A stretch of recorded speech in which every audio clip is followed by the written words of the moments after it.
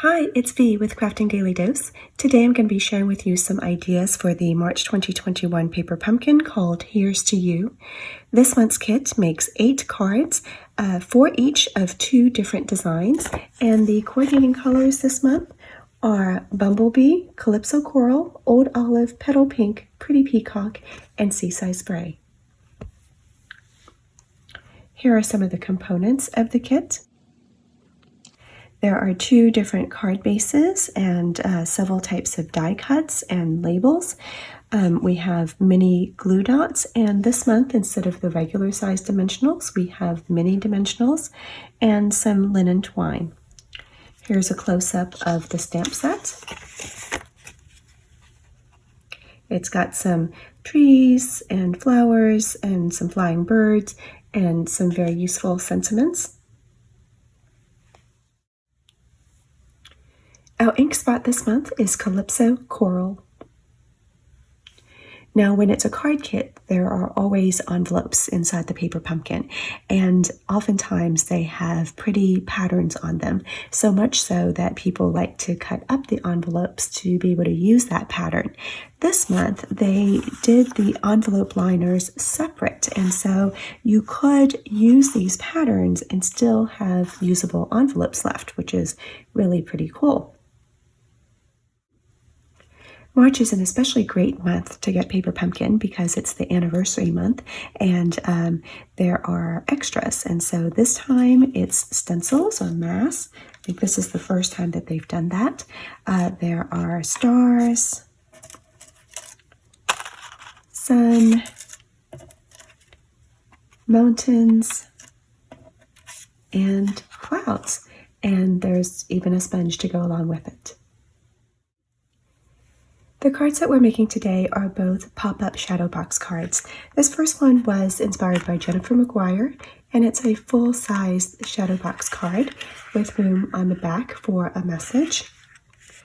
And then this other one was inspired by B.B. Cameron that uses the same concept, except that the pop-up Shadowbox part only forms a frame around our image. For our first card, we're going to start with 2 pieces of Seaside Spray cardstock that are each 6 1/4 by 5 1/2. And to do that, I'm going to start with a full sheet of 8 1/2 by 11, and I'm going to first cut it along the short side at 6 1/4, which is this tick mark right here. So I'm going to do that first.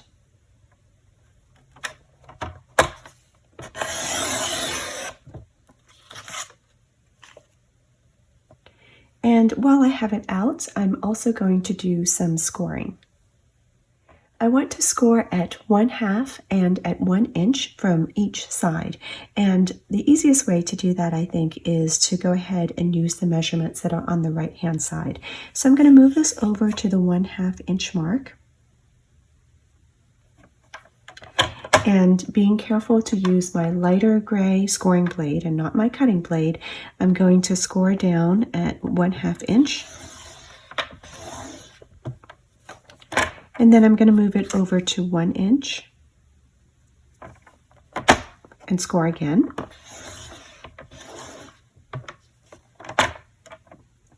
Now I'm going to turn it over 180 degrees so that now my score lines that I made earlier are on the left-hand side, and now I'm going to score this side. So placing it at 1/2 inch.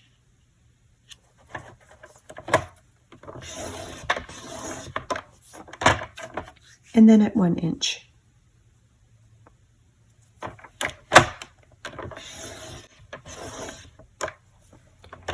Once I've done that, I'm going to turn my paper by 90 degrees so that the long side is along the top, and I'm going to cut at 5 1/2 inches.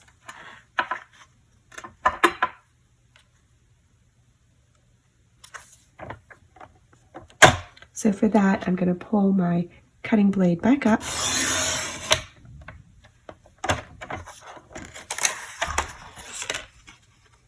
And now we have 2 pieces that are already scored. We're going to take one of the pieces that we just cut, and we are going to basically cut a frame into this center panel. Now you could cut out a frame with the rectangle stitch dies, but I'm going to show you how to do it with a trimmer in case you don't have those dies or a die cutter. I've gone ahead and took a little bit of washi tape and I marked it so that the top of the washi tape is right at the 1/2 inch mark, and then also again at the 5 inch mark. And that's going to be my guide as I'm going to be doing some partial cutting. So I'm going to take my paper with the long side at the top, and I'm going to place it at 1.5 inches. Once my paper is at 1.5 inches, I'm going to move the trimmer.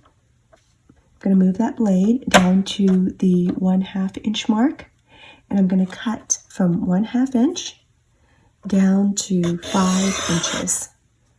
So I'm cutting it just until my little indicator line here gets to the top of that washi tape. Now I'm going to move over to 4 3/4 inches, and I'm making that same cut. So from 1/2 inch down to 5 inches.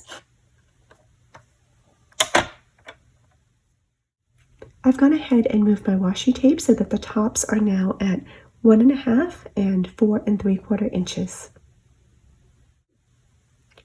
I'm turning my paper so that the short side is at the top, and it doesn't really matter which way that you turn it because it should be symmetric. So we're moving our paper to the 1/2 inch position, and we're going to cut between these marks. So between 1.5 inches and 4 3/4.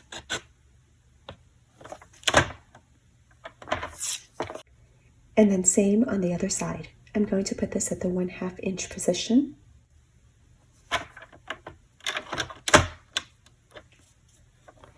And I'm going to cut between 1.5 inches and 4 3/4. And now I have a frame. I'm now going to crease both of these pieces. So the outer score lines, the ones on each side, are going to be valley folds towards us.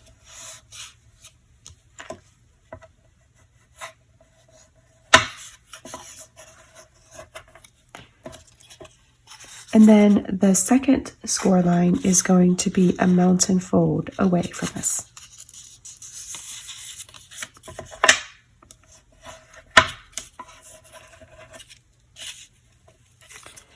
And then same thing on the other side. So valley fold,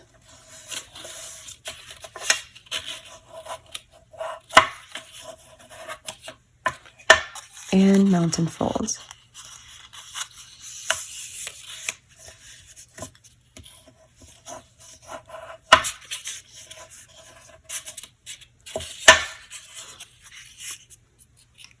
So it's going to go like this. And you can see from the side that there's a little bit of a spring action there already. The other piece is going to get folded in the same way.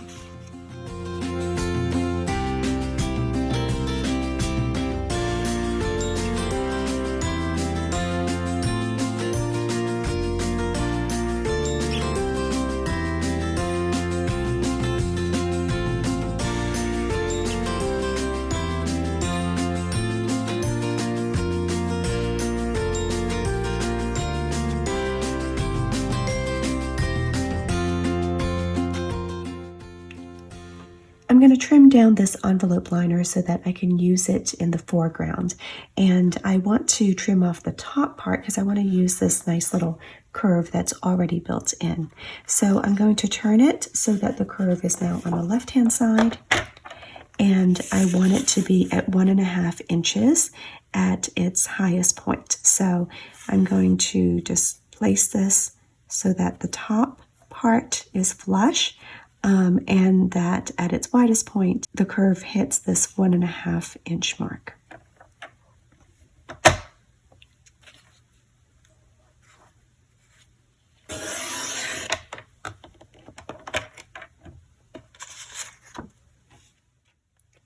Now let's trim this down a little bit. I'm going to turn it so that the straight edge is up at the top, and I'm going to look for the 3/4 inch mark on the right hand side. And I'm going to put this tip along that mark. It doesn't have to be exact, just close. Then I'm going to turn it over so that the white side is showing, and same thing, look for that 3/4 inch mark, or approximately where it is.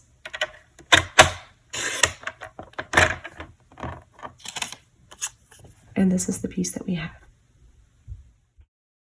You'll also want to cut a piece of basic white cardstock that is 3 3/4 by 5, and that's going to be for your message on the back.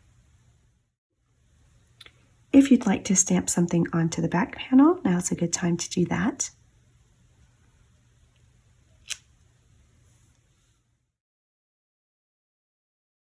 Stamping the sentiment in that pretty Calypso coral ink.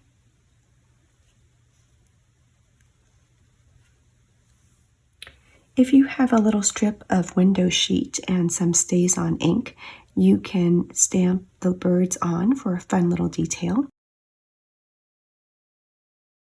My little strip of window sheet is about 2.5 inches wide and about 1/2 inch in height. We're ready to start assembling. We're going to be working with the piece that does not have the frame cut out of it, and this white message panel is going to be centered on the back, and this printed image is going to be centered on the front of this piece.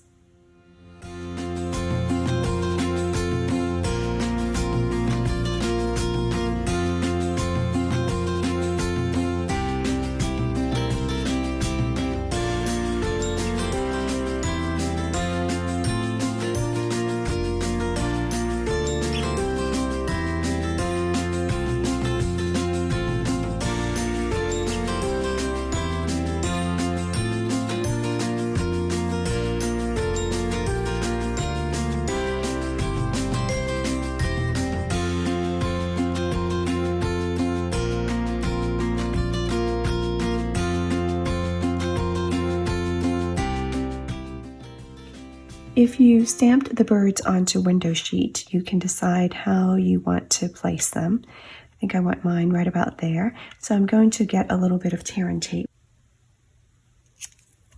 Right about here.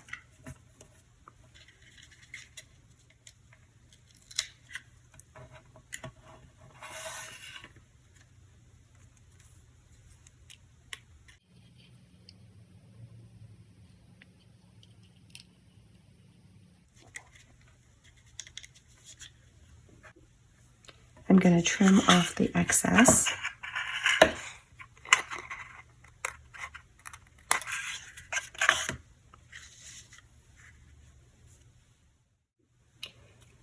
For the piece that has the frame cut out of it, we are just going to slip this envelope liner piece behind it like this.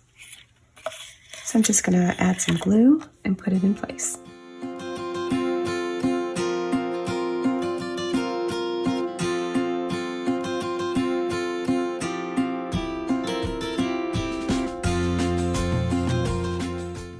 I'm lining up this bottom edge and basically just centering it so it looks like this from the front. Now we're going to adhere these two pieces together, and for that you can either use tear and tape or glue.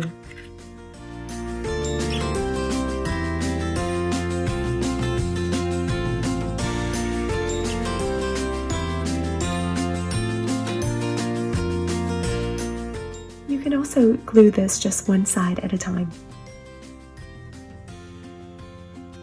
I'm taking my time to line these up neatly.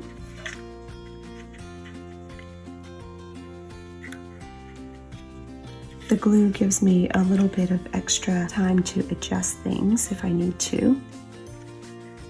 And then once I'm happy with the placement, I can press down and give it time to set.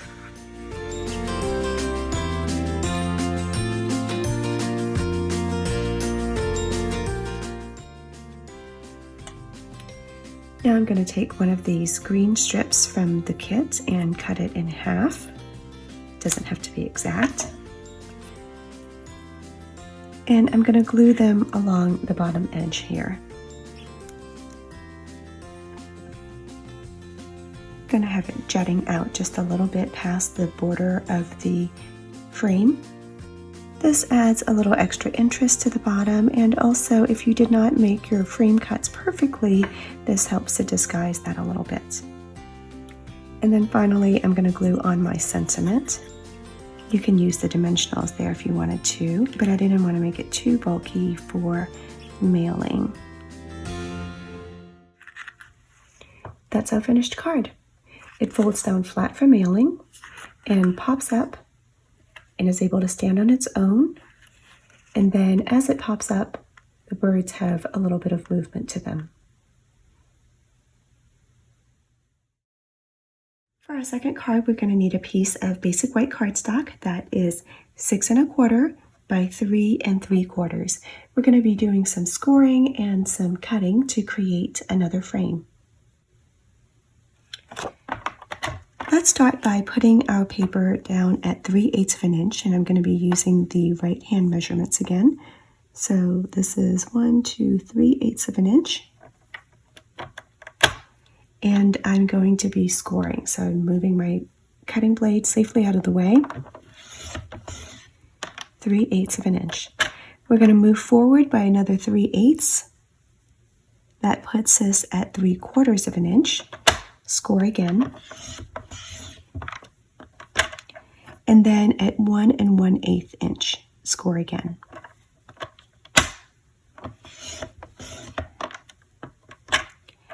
Now, we're going to move to 1 1/2 inches. So that's really all the way at the end of this white area here. And this time we're going to cut. I'm going to move my cutting blade into place, and I've already marked it for us. We're going to be cutting from 3/8 of an inch down to 3 3/8. So starting up here, moving down to here. Now, turn your paper 180 degrees and do the same thing again. So scoring at 3/8 of an inch.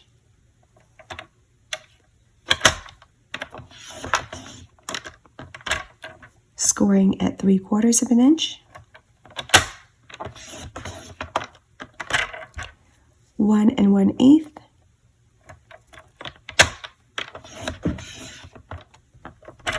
And then at 1 1/2, we'll be making that same cut.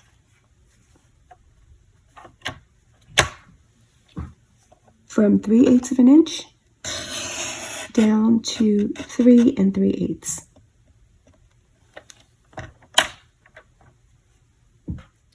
Now go ahead and turn your paper. It doesn't really matter which way that you go because it's symmetric, so long as the short end is towards the top. And we're going to go ahead and move these markers. We now want them at 1 1/2.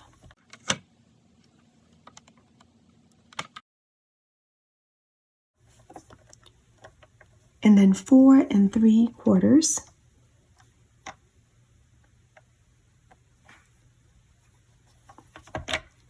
Now, move your paper to the 3/8 inch position.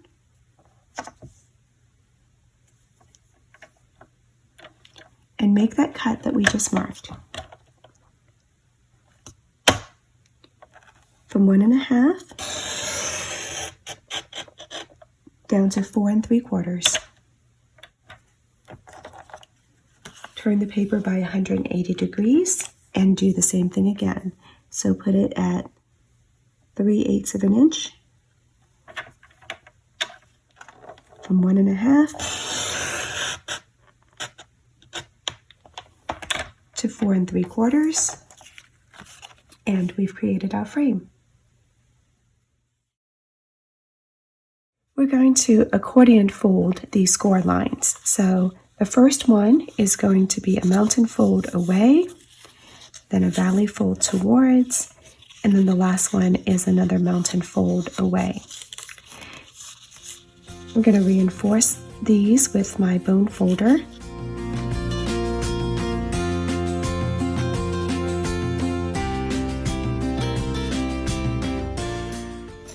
Then I'll repeat the same thing on this side.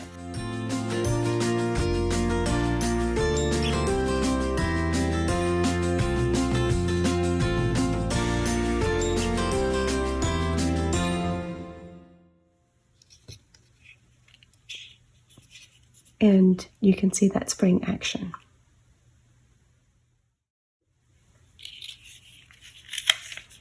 The frame that we created is going to go over the image like this, and then I want to use this die cut. I'm just going to reshape this end a little bit so that it doesn't end in a flat piece like that.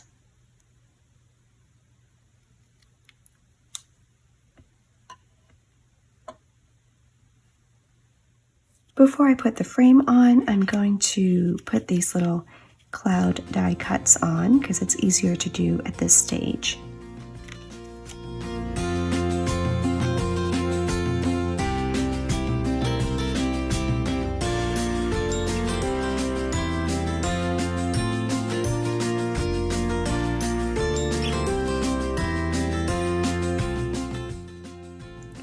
I'm going to stamp some little birds over here in Calypso Coral.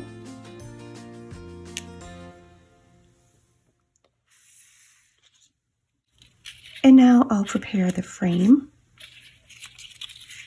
It's easier to work on it when it's flat, so we'll lay it out like this. I'm putting some tear and tape along the bottom here.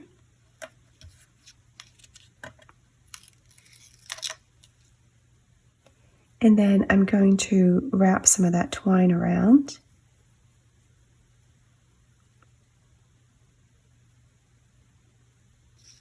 And stick it in place.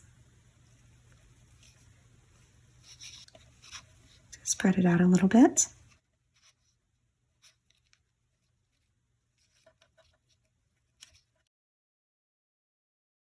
And then I'm going to put some glue on the bottom edge of my die cut.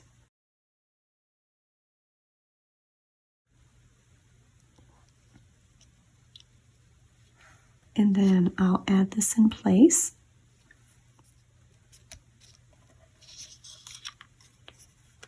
I'll also add some glue to the back of this first tree here.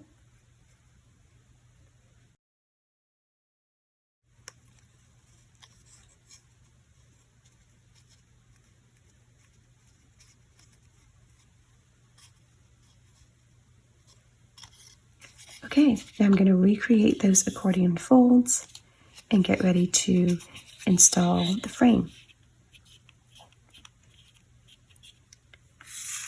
For this one, I'm just going to put glue on one edge first.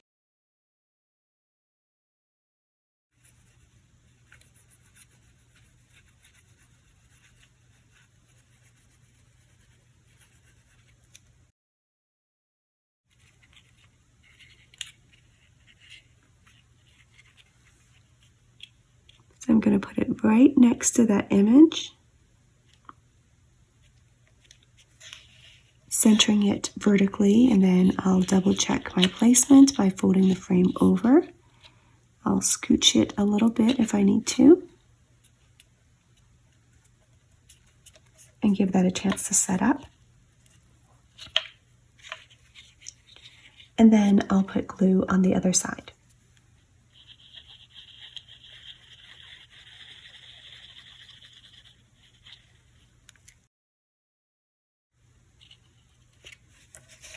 And I'm lining it up against that image again. So now I'm going to press down on it and let the glue finish setting up. So that's our finished card. It's going to fold down flat for mailing, and then the frame part is going to pop up when it's pulled out of the envelope. These are our two cards together. I hope that you've enjoyed this dose of creativity and that you'll join me the next time. Please remember to subscribe and hit that notification button for alerts to new videos. Thank you so much for watching. Have a great day.